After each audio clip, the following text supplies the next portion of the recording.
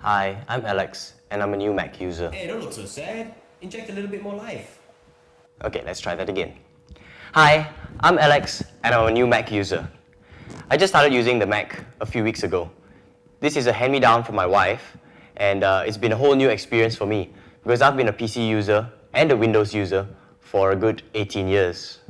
One of the things I realized after starting to use this MacBook Pro is that the power bricks seem to have a bit of a problem because some of our other friends have also encountered this issue.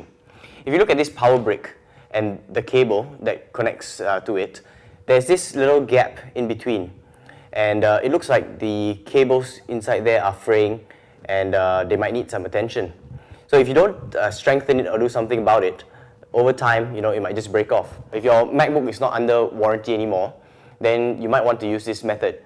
But if it's still under warranty, I suggest you try sending it down to the closest Apple store and see whether they would replace it for you.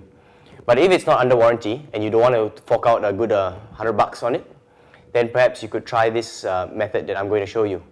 But before we get to it, make sure you've got the following items: cable tie and maybe some old IDE cables and a pair of scissors. So this is an IDE cable. You can pretty much get it from an old computer of yours, or you could hop down to your local computer store and pick up one for a very cheap price. It's probably $1 or $2. So what we will do is we'll start by cutting off a length of IDE cable, just like this. Okay.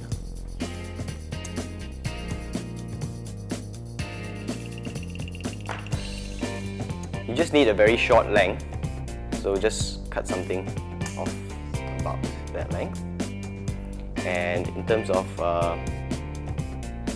width, you probably need something that's around about an inch. So what we will do now, okay, so we'll get our power brick. And if you note, you see the gap. Okay, have your cable ties handy as well. And what we're going to do now is we're going to wrap that short length that you took out around this cable to reinforce it. Try and wrap it as tightly as you can,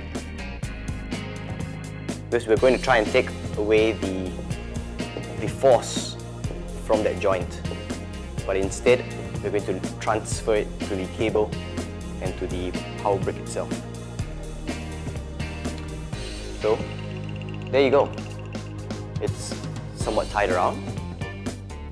So you grab your cable tie. Okay, have one end of it there. Circle around. Put it in.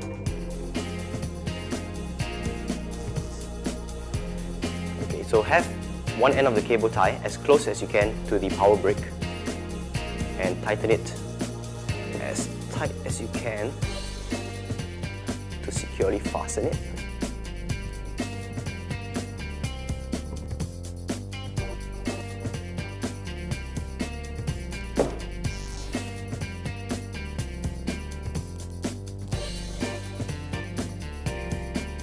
So once again, tighten it as best as you can.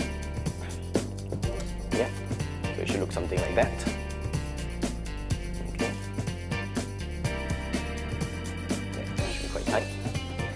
And with the excess, grab that scissors I mentioned earlier and snip it off neatly.